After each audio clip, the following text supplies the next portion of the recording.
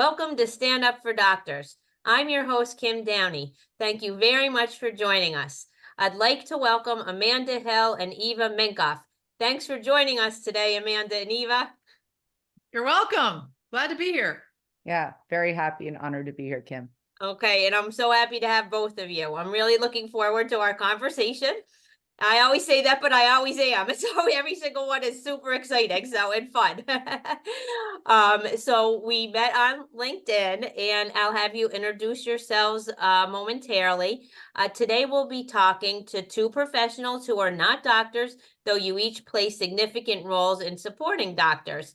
And Amanda Hill is a lawyer and fierce advocate for physicians, is currently focused on helping doctors with job transitions. And that's perfect because the large healthcare system where one of my doctor's practices is taking over our local healthcare system where most of my other doctors are. And I'm not privy to any details, though I would think the merger would involve signing new contracts, which is right up your alley. So you might be able to say some things that will be helpful to my own doctors, my very own doctor. So this is getting close to home, and I love it. And Eva presented a TED Talk, 5 minutes to fix our broken healthcare system, which she says is getting like 1,000 views a month. So I think that's really amazing. And Eva says her life's mission is to transform healthcare through human connection. And I'm all about that 100%. I just love it. Me too, as Eva knows. And Eva is married to a doctor, so she has that lived experience as well. So without further ado, we could get started. And Amanda, what would you most like our audience to know about you as we begin our conversation? Well, it's less about me. It's more, how can I help you, right? The people listening to this. But I've been a healthcare lawyer for 23 years, and I've just seen everything you can imagine in the world of a physician. I love my job for sure, but it's changed, over the course of 20 years. It's a very different focus. There's a lot more what I would see as panic now than I ever saw when I started practicing law 20 years ago. There's a lot more feeling of out of control. I used to never have a doctor call me crying. Now it's a common occurrence to say, I got myself into something. I don't know how to get out of it. What do I do to prevent this from happening again? Or I lost my job. I'm terrified. So my mission is just to help the people listening to this podcast. I started a side company 2 years ago, Guard My Practice, really out of sheer necessity, because I thought we should not have doctors having to call their lawyer to figure out basic problems. Like, we are too expensive. You should call your lawyer in an elite case where you need a lawyer. But, contract negotiations and staying out of trouble and like dealing with people should not need a lawyer. And so I'm trying to go back and educate, right? To sort of bring this issue to light, to teach residents at the basic level, to when they go off into practice, they have some basic skills. But that's kind of what I'd like to be known as, is just a physician advocate and helper, so that we can get the stuff out there that doctors need, because if we don't help them, there's not going to be any left. That's my fear. It's like, we have to act now. And I don't know why I jokingly say physicians are my mission field, but they are. So here we are. And that's kind of why I'm here. And I love your role, Eva and Kim. All of you guys are doing, the good fight. So I'm really grateful to be just a part of the team. Well, thank you, Amanda. And of course, I loved it. We've had a conversation before, and we both call ourselves a fierce advocate for physicians. And I came out about it, in a different way, in a different angle than you, but we're both very passionate about it. And then even we have in common, we're both patients and we need doctors. I mean, now I literally need doctors to keep me alive, right? They order the medications to keep. So we want doctors to be happy and healthy. So it takes a village, and we're all playing our part. And that's why I'm happy to spotlight not only physicians, but others in the healthcare arena who are working to support physicians. So Eva, why don't you go ahead, and what would you like the audience to know about you? Thanks, Kim. And Amanda, I echo really everything that you said. If we don't help doctors, there's not going to be enough of them. There already isn't enough. And America, I think, has the highest concentration of doctors per population, and it's still not enough. So not only am I a fierce advocate for doctors, but I'm a fierce advocate for patients, and really, I would say anyone involved in healthcare. And I think that's I'm sad to say, I think unique perspective is that I believe that at our core, we're all humans, and that's how we should approach this, is relationships with humans. Mhm.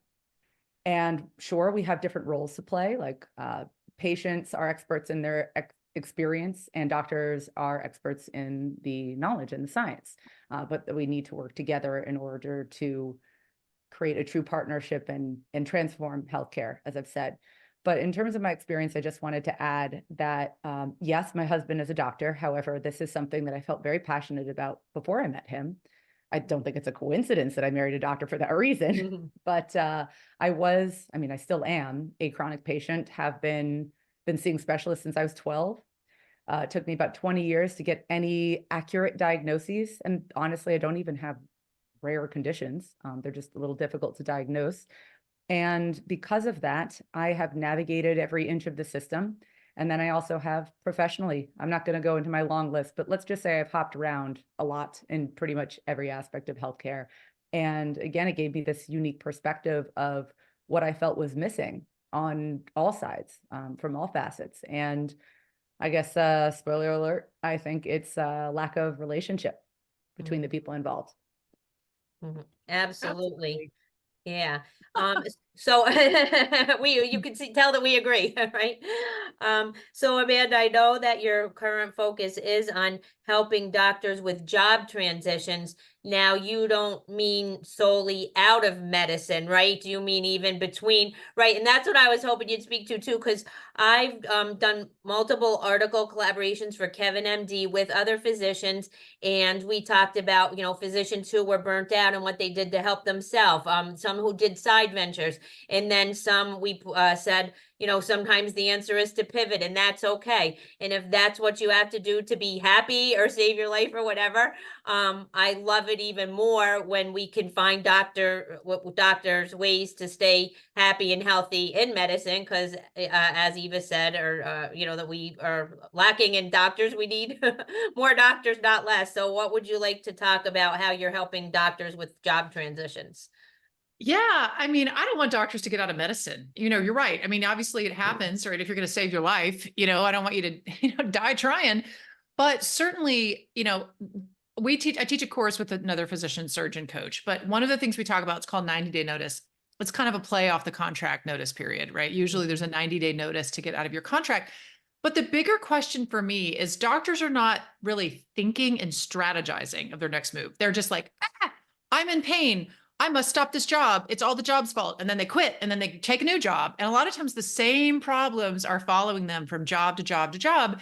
And whether they're not looking inward to say, how did I contribute to this? Or, Eva, you spoke about relationships. It's also relationships between doctors, your colleagues, your CMO, and if those are broken, how is your part in that? And how can you look at a different job differently, and say, this time I'm going to set myself up for success. I'm going to get the type of job that really fits my style. I'm going to negotiate for something I feel is fair. What kind of time do I need to spend time with my family? And there's no strategy. Doctors are just hopping from place to place. And one thing I would just highly encourage, whether you take my course or another course or you do it yourself, is just take the time, when you're thinking about leaving your job, to imagine your ideal job, right? Think about how you could have done things differently. What did you actually like about your current role? What did not like? What's going to be different the next time around? And most importantly, like, how do you let go of the past? Because people are carrying this bitterness. I was discriminated against. It was toxic. I was unfair. And then there's just that soaked into them and then become jaded in every future job. And it's a process to let that go. But I find it, we need healthy, fully functioning, relationship-driven doctors in the practice of medicine, and to do that, if you're angry and bitter about every job and you've got a chip on your shoulder and you're kicking everybody down behind you on the ladder because you just think, I fought to get here, that's not the type of doctor we need. So it's been really fun to work with physicians about this. And just yesterday, there was a surgeon that was adamant she was going to quit her job. She was like, this isn't the right job for me. It's not the right place for me. I'm going across the country. I'm moving my family. And once she strategized, she actually came to the realization herself that the current job she was in was actually pretty great. She's going to stay. So it's not about leaving your job. It's about, finding the place that you belong, whether it's right where you're at or something new. But I don't think doctors are doing that enough or doing it well, because I'm seeing lots of breakdowns and like confusion and just quitting and taking, like whatever job is available. And especially if you're getting fired, a lot of doctors, like you said, Kim, about the reorgs and the PE takeovers. And, in my law practice, we're doing a lot of the sales of practices. It makes me nervous, and doctors are just being cut. And that's a very fearful place. And so it takes all of us to shore up doctors and say, how can we help you through this transition? So that, I'm very passionate about that part. Yes. Absolutely. And I don't know if either one of you are connected with Dr. Charity Hicks. She's an ophthalmologist who's now a coach's physician. She specializes in those who are identify as introverted. And when we recorded an episode together, she really spoke to kind of what you're saying, Amanda, is making your job where it is the best it can be, identifying like, what are you bringing to the situation, to the picture, and shoring up yourself first. Because like they say, wherever you go, you take yourself with you. And so that's what Yep. she did for herself, is she decided, I'm going to do whatever I can and make this the best I can be. And then once she did that for a while and still felt called to pivot, then, then she pivoted. But I think Then that's she really knew. important. Yeah. Yep. That's really important what you're saying. Yeah. Well, thank you. So Eva, why don't you tell us a little about your TED Talk, how that came to be, and what it's about? 5 minutes to fix our broken healthcare system. Sure. Well, I actually want to first talk about something Amanda said, because I think it is definitely covered within the TED Talk, and that is the disempowerment of doctors. I mean, that's really what I'm hearing here is people seem to think, who are not doctors or maybe don't have close relationships with doctors, that they feel high and mighty, like they talk about the God complex, and they get to make all the choice in the world. And it's so bizarre to me, because if you actually knew what a doctor was experiencing in their professional and personal lives, because of their professions, you'd see a person who has power that feels completely disempowered in their ability to use it, or at least a lot of the time. And something I mentioned in the TED Talk is, at the time I had a platform that matched doctors and patients.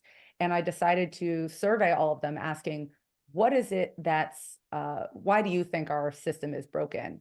And the core of what all of the patients said was, I feel like my doctors don't care to hear me or know me or understand me. And all the doctors responded with, I feel like patients don't understand my limitations. Doctors So are feeling true. like, yeah, they're completely stuck, and they might have a decision in diagnosis and treatment options, which is also quite skewed based on insurance companies, of course, or even legal repercussions, right? Like, so many doctors will come up with a diagnosis because they feel they have to, and also will maybe take precautions that aren't necessarily the right approach to care, because it will lead to less likely legal issues. I mean, you could speak to that more than I can, but it's just constant checking themselves and figuring out what is the best case scenario for the patient, and more so, I think, for whatever business they're working in, rather than what's best for themselves. There's a dehumanization of doctors that is really an epidemic. And I don't know how we're expecting to get proper care from people that don't feel like they are respected in the most basic senses. I'm not even talking as doctors, which they definitely deserve the next level of respect for what they go through and what they do, but even just as people, I feel like doctors are very often treated, just say, like dirt, like they're just there to provide a service, and the natural inclination for certain patients is to be angry or upset with them. And it's a terribly vicious cycle, because, and I'll just say, a lot of this is based on my observation, some of it in my research, but doctors don't become doctors to self-serve or for hierarchy or prestige, or definitely not money these days. It's because they have a purpose to help others. That's really what's fundamental. I don't care what other reasons may push them forward. And it gets it gets really lost because they just feel like, oh, well, I've entered this profession and sure, I love aspects of it, but I'm not really sure what to do here. I'm just caught in the wind, caught in this storm, and I'm trying to survive. And of course, that means they aren't going to be like, who's going to be their best version of themselves when they feel like they're caught in a storm or drowning? And then that leads to, in short, that leads to burnout. And then patients are upset because they feel like they're not being heard and the doctor isn't showing any empathy. And it's a continuous mess. It's really, and that's why we use the term broken. I'm not even touching on the financial side of healthcare. But even just the relationships, which are at the core of everything that we do in life, not just medicine. I agree with that so much. And how can you expect, with a lot of these corporate takeovers, and they are treating doctors like part of a machine, right? Like you are just a robot to perform 35 visits a day, and that is your job. And, this defines success for us. If you see this number of patients a day, and so it completely dehumanizes the process. And yet, on the other hand, they're upset when a doctor has bad SAT scores because they only saw the patient for 7 minutes. How are they supposed to get 35 patients a day? You're trained, you have two sides of the coin. You're telling them on one side, we want you to be really productive, highly make a lot of money for this practice, and also kind and empathetic. And it's counterintuitive. You cannot do both all of the time. And so doctors are caught in the middle of feeling they're a widget and also feeling like they really care. Like you're saying, I 100% agree with you. Of all of my clients, they're not driven by money. And I know people think they are, but you're right. Most physicians, there might be a few here and there. Sure. There's always an orthopedic surgeon every once in a while that's like, well, I really could use a raise. But most doctors are so patient centric. Even the ones that love money still care very much about their patients and want to do no harm. And that is their focus. But it's so broken that now the patients are uprising as well and saying they see it's wrong, except that, like you said, there's a complete disconnect. I love that you mentioned that, Eva. There's a complete misunderstanding of how the world is for them. And so what they say is, nobody returned my call. I had to wait for 30 minutes. This is ridiculous. I can't even get my labs. And the doctor's like racing around, trying to do juggle all the balls. It's just an impossible mix. So the patients are unhappy. The doctors are unhappy. Who's happy? I mean, investors, maybe, surgery center owners, hospital administrators, maybe. But, that's, if both of those people, the main kingpins of this healthcare industry, are unhappy, then it needs an overhaul. And I'm telling you, one of the things I've seen lately, more than anything, is what's happening right now, which is how can we jump in? Because I was totally happy 10 years ago, just being a lawyer, I was just bopping along. But now people are pivoting and shifting to say, okay, how can we change it? Which I think just that alone is a good sign. Yes. And secondly, I'm seeing a ton more creative things like direct patient care, concierge medicine that's not for the elite anymore. I mean, I really see things shifting to try to fix it. So I don't want it to be like all doom and gloom, because I do think that this is a positive thing that I'm seeing all these helpers come to the rescue, because it's like, there was a crisis. We went, oh no, what do? We stopped for a minute, thought about it, and now we're going. And so I'm really affirmed by that, right? That there are avenues now where I see doctors actually happy again for the first time in many, many years. Because they thought through it. They put their foot down. They said, no, I'm not going to work for an industry that forces me to crank out patients over my own, passion. I will not work for a company that forces me to have these stringent rules. I will set my own destiny. And I mean, that's what it's going to take. It's going to take all the doctors like banding together and saying, we're done. We're done with the old model. How can we create a new future? Right. And that's what we're all trying to figure out together. And it's great you're saying is even conversations like this, right? Bringing different people to the table. And like last week I interviewed, it was a nurse, an actress, and a physical therapist, right? Sitting having these conversations. It's going to take all of us. And you're right too. Like doctors are expected to do impossible things. And I have a friend who was a nurse and she became a lawyer, and she has Parkinson's and she's not able to work now. But she shared a quote with me, which I believe I shared on a prior episode. She said about what I'm doing, you're giving a voice to doctors who are expected to be superhuman and not complain because of their salary. Many people don't have empathy for them because they think a doctor's life would be the ultimate. Oof. Oof. Yeah, there's a disconnect. That's a disconnect right there. Yeah. They think doctors have it made. There's a lap of luxury. Their life is easy. Wow, that is a glaringly Hmm. obvious issue right there. Just a perspective from my husband. So he's a pediatric GI doctor, which every year that I'm with him, I learn just how difficult that specific specialty is. I met him 6 weeks into residency, so brand new doctor. And he told me all about med school. He said that if he had known what med school was or was going to be for him, he would never have become a doctor.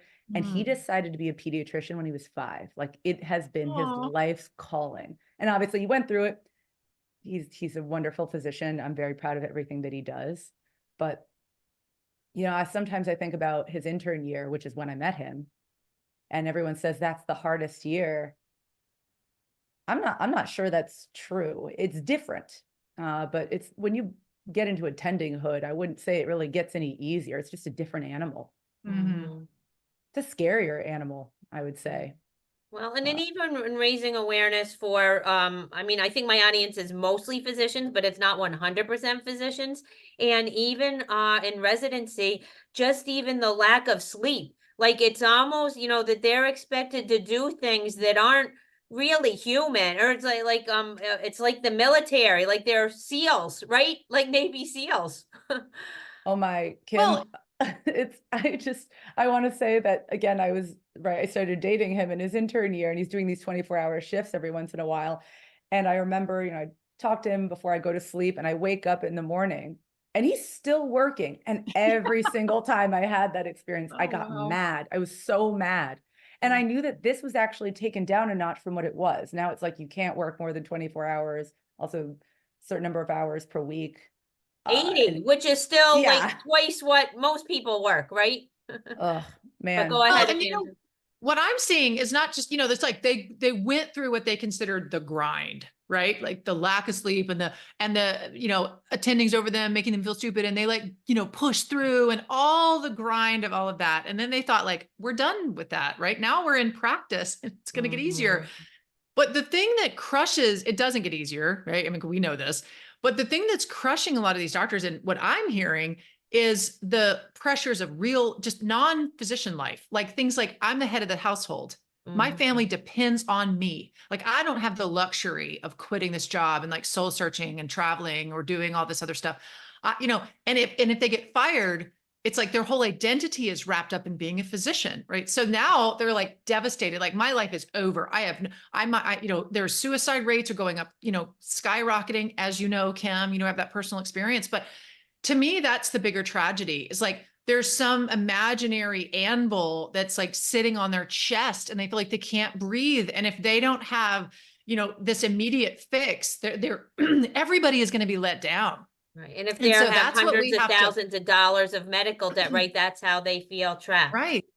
Oh yeah. So So, one of the things I want doctors to hear, I mean, from a health lawyer that does this all the time, it does not matter what the situation. I've seen doctors call me with really bad, they're in a bad situation. Mhm. They're going to have to get a criminal defense lawyer type situation. Others are like, yes, I may have slept with that person or I may have done these drugs and surgery. I mean, there's some bad situations, but nothing is too big that you cannot get out of. Right. Nothing. If you're fired, you feel decimated, you feel like everyone's spreading rumors about you. There's the lowest of the low. I have seen those doctors rebound. Like, I Yeah. want you to know, I know this. I remember I'm a cancer survivor. And I remember when I first was diagnosed, all I wanted to hear is success stories. I don't want to hear about your brother that died from my cancer. Mhm. I don't want to Mhm. hear about the 17 people that you knew that didn't make it. Like, that's not helpful for me. I want to hear success stories. So I want doctors to hear that. Mhm. No matter what place you're in, you're fired. Yeah, I know that's humiliating. But you know what? Many, many doctors can get through it, just like they've gotten through medical defense, hearings, they've gotten through med mal cases, they've gotten through all of those. So that's to me the hope that we can give, right? There is a future.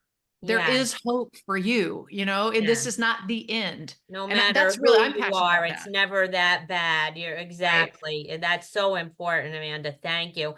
And do you have any advice on helping doctors with their job transitions or navigating contracts? So say some of my doctors are listening and they're about to be bought out by this huge healthcare system. So I don't know. I would think that they're gonna have to sign new contracts. I don't know.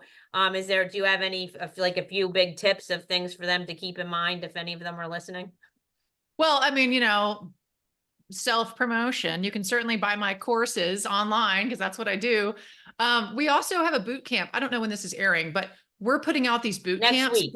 Next week, great. Yeah. So April 26th to 28th, we're having a weekend boot camps, $300, super cheap. We didn't do it to make money, but we want doctors to sign up for that because we're basically crash coursing, the best way to do a job transition in that weekend. So if you go to, if I have it on my LinkedIn page, links to it, that's a good way to do it.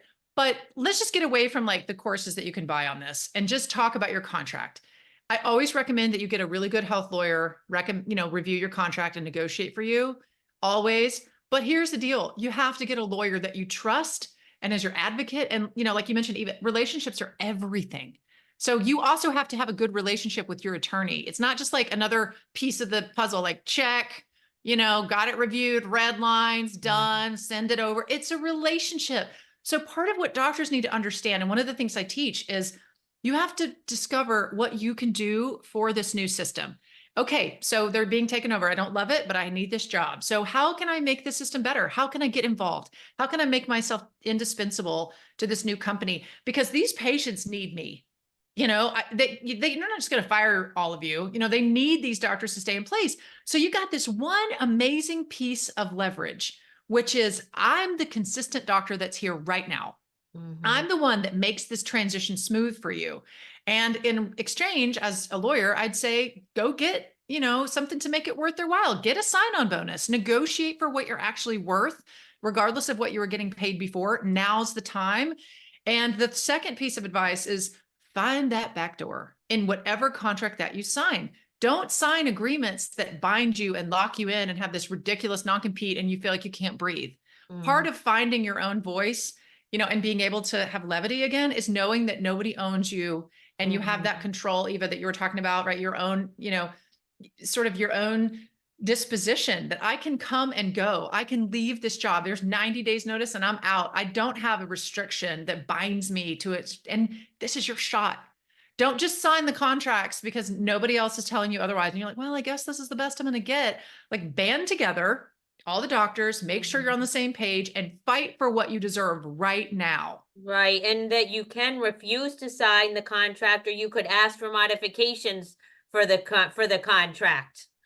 Well, and everybody says you can't. Let me just say that. Hospital systems, PE, takeover, all the people say, oh, there's no changes. I'm like, you need a workforce. Okay. You need the doctors. So don't listen to this whole, oh, there are no changes. Of course there's changes. Do you know how many times in my life I hear, oh, we will not make changes to this contract? I get changes every day of my life. So I'm just saying it's a lie. It is something to stifle doctors that will never make a change because if all the doctors walked away, how are they going to run a practice?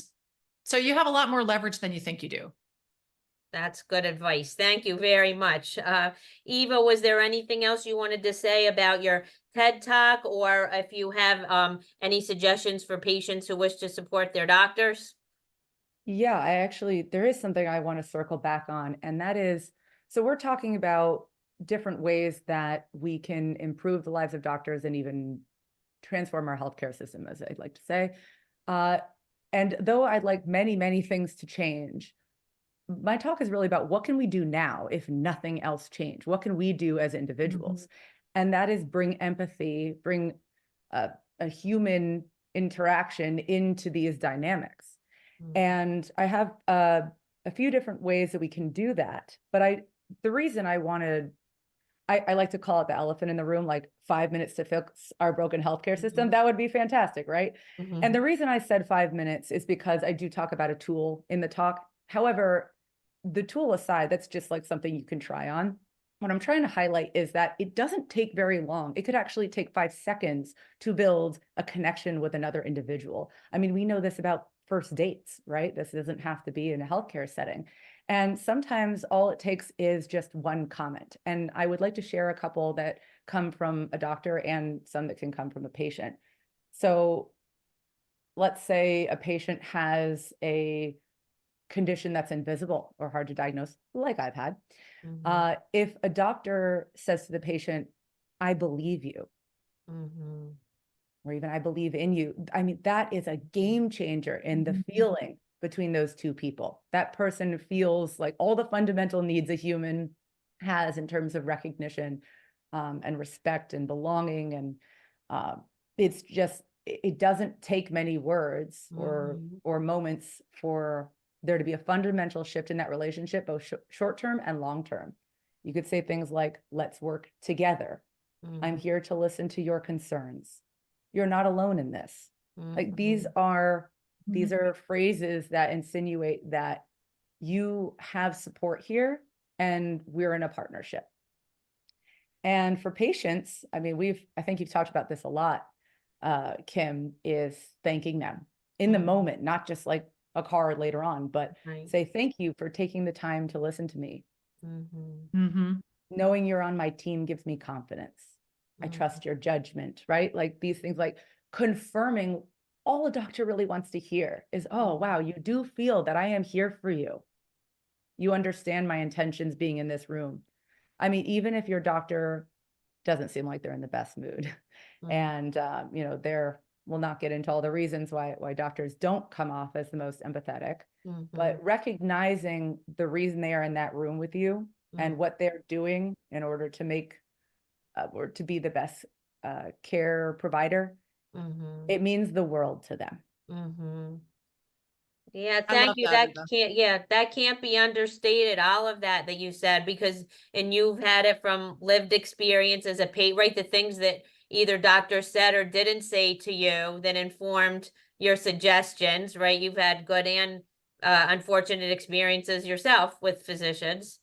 Oh yeah. Yeah. And then as far as the gratitude, I've had an emergency room physician on here.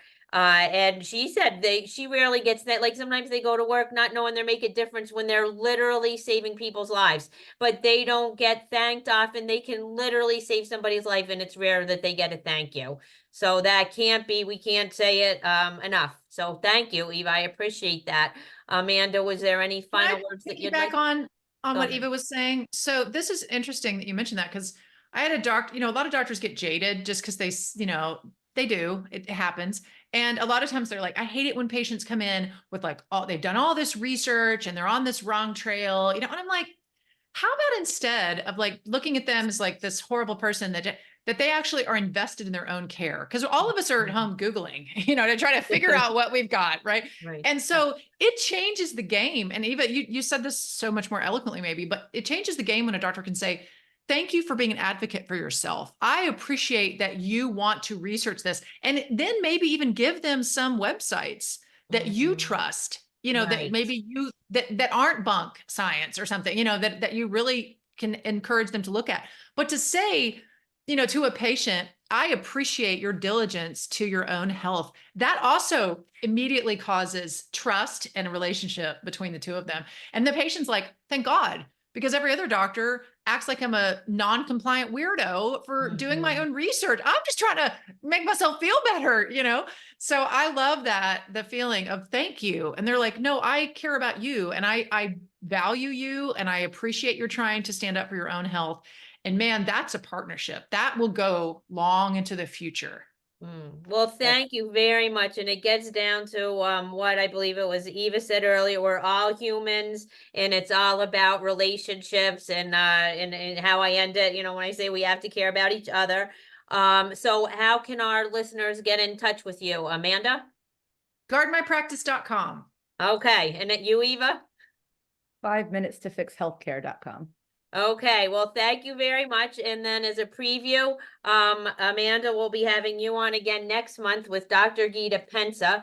Geeta has a website, doctorsandlitigation.com, and Geeta says the majority of physicians are sued during their careers, yet most are unprepared. Geeta has been there and she offers physician defendant support and coaching. So we have that to look forward to as well next month. So thank you both for being my guests. I loved our conversation and I know I would. Thank you. Thank you, Kim. Okay, you're welcome. So in closing, to move the needle in healthcare, we all need to raise our voices and we all need to care about each other. We already know that doctors need to care about patients. Patients need to care about doctors too. So stand up, doctors, and let's stand up for doctors. Love it.